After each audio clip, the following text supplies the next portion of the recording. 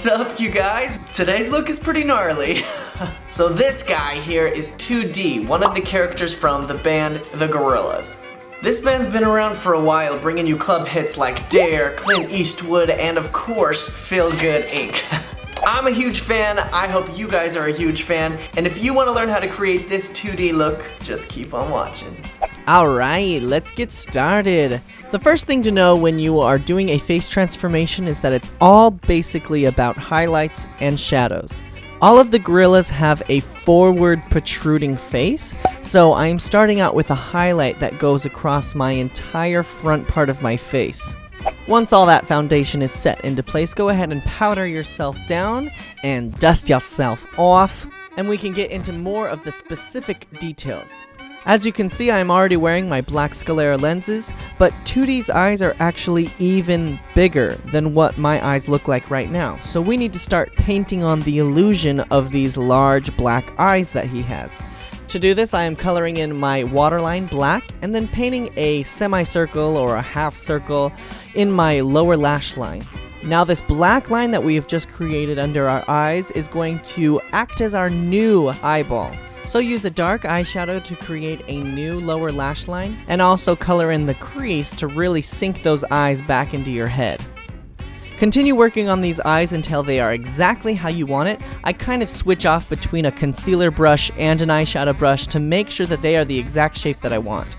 The eyebrows are pretty self-explanatory. They're just very thick, graphic black eyebrows, so go ahead and follow your reference picture to get the exact shape. They may be a different shape according to what face shape that you have personally, but generally they're just black rectangles. They also have small individual hairs poking out in front of them as well.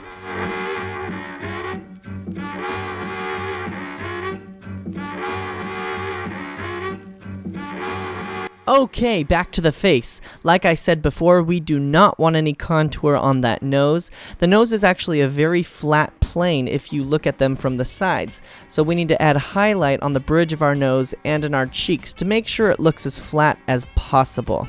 The area that you want to have some sort of contour is on the very tip of the nose where it starts to point upward. As you can see, I've used a brown eyeshadow right on the tip of my nose and started to fill in those nostrils black.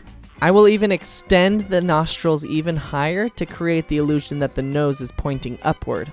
Then we need to darken up those smile lines, so go ahead and give yourself a smile and darken those lines that go from your nose all the way down past your mouth, and darken them up. Put concealer immediately below that shadow so it gives it a much sharper line.